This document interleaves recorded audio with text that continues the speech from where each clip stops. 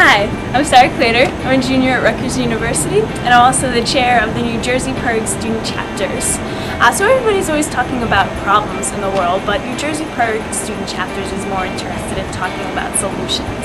To global warming, to hunger and homelessness, to making college more affordable. You get the idea.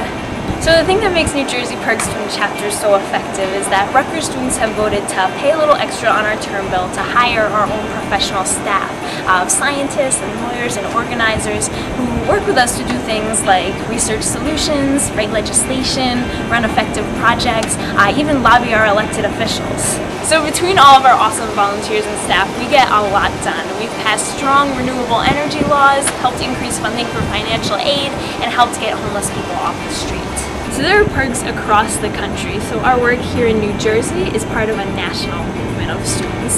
So I've asked some of my friends in other states to describe some of the work we're doing to help you get a feeling for what it's like to get involved. Hi, I'm Tomas Abadja. I'm a senior at UC Santa Cruz and chair of the PIRGs student chapters. It seems like global warming is all over the news right now, but no one's talking about the solutions. And that's where the students come in. It is our problem and it is up to us to start doing something about it. The project is called the Campus Climate Challenge, and we're part of a nationwide coalition with a presence in over 300 universities and high schools throughout the US and Canada. Here in UC Santa Cruz, we've helped the university get 100% of their electricity from wind and solar and other renewables. But we're not just stopping with campuses. We're working with our local, state, and federal governments to help enact the real measures that we need to stop global warming. Here in California, CalPIRG has already built support for the most innovative renewable energy policy in the country, including massive investments in solar energy that will bring 1 million solar panels to rooftops in California.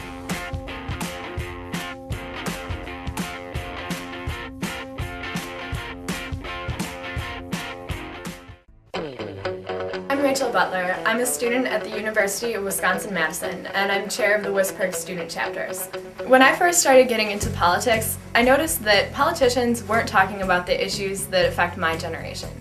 They would go on and on and on about Medicare or drug benefits, but how often do you hear them talk about the skyrocketing costs of higher education, or how difficult it is for young people to get a decent job? The politician's strategy isn't surprising, because older people are 3 times more likely to vote than we are. But if more young people voted, then politicians would have to pay attention. That's why I joined up with the New Voters Project, to get more students to vote and to get politicians to finally pay attention. This fall, we ran a huge campaign to get more students to vote at UW-Madison. We ran a massive voter registration drive, we walked door to door in dorms, we made thousands of phone calls, and made tons of class announcements. And it worked! Voter turnout at 14 student-heavy wards at UW-Madison increased 66% over the levels from 2002. And at 3 of those wards, voter turnout more than doubled. Across the country, the student PIRGs ran the largest youth voter mobilization drive ever for a midterm election. Average voter turnout in precincts we targeted doubled over 2002, and it was over 6 times the national average for young adults overall. So young people really came through in 2006, and I'm really proud that we turned out to the polls. But we need to keep at it, so we've got really big plans to increase youth voter turnout in 2008 and really make the politicians pay attention.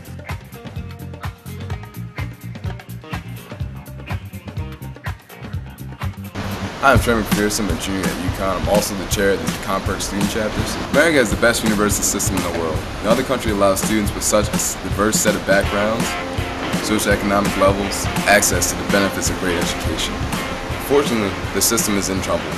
Tuition is skyrocketing and financial aid is not meeting the need of students. The result? Students are graduating with an enormous amount of debt and others can't even go to college. A huge debt makes us less likely to go into careers such as teaching, social work, or go on to work for nonprofit organizations. We are working to make tuition more affordable, more reasonable, and get the funding to people that need grants. Recently, the student PIRGs ran a campaign called Student Debt Alert.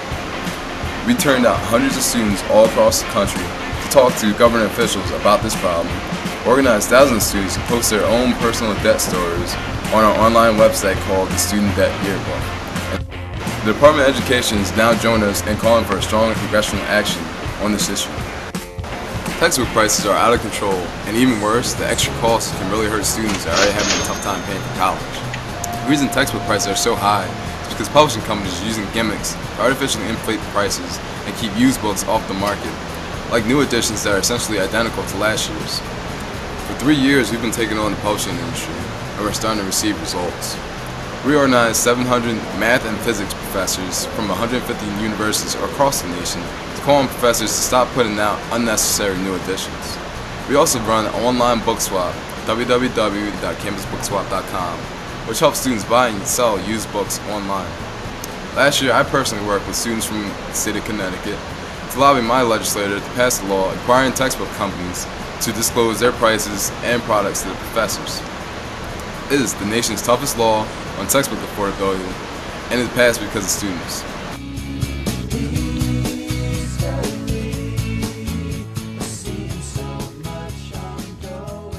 Hey, it's Sarah again. So we live in the richest country in the world, and still 12% of our population is living in poverty. And even worse, a quarter of those people are children. So that's almost 10 million children without basic food or shelter. So hunger and homelessness hits Americans of all ages, ethnicities, and religions. It hits both urban and rural communities. Instead of sitting back and letting these problems get worse, we are taking action. During the 2006 academic year, we served 1,300 hunger and homelessness relief agencies with 34,000 volunteer hours. We know that we need to push our leaders to make societal changes to address this critical issue. Last year, my friends and I organized a school-wide event that raised $10,000 for local, state, and national poverty relief programs and got 100 volunteers out helping the community for the day. At the same time, we also ran a campaign to convince our Senator, Robert Menendez, to support policies that would strengthen affordable housing programs. You're here today because hunger, homelessness, poverty, the problems we see around us are problems that can be solved, but that no one is going to make that happen but us. So the best part was when Senator Menendez basically said he would support everything we were asking him to do. There's lots of ways you can get involved with New Jersey PIRG. You can do an on-campus internship for course credit, or you can volunteer whatever time you have. Because we're student-directed, we have a ton of leadership opportunities. I like working side by side with legislators to get a bill passed. Because I care about environmental issues. I wanted to make a difference. Already, actually, I'm running my own campaign. This is a problem of our generation. I know I've been able to help make social change.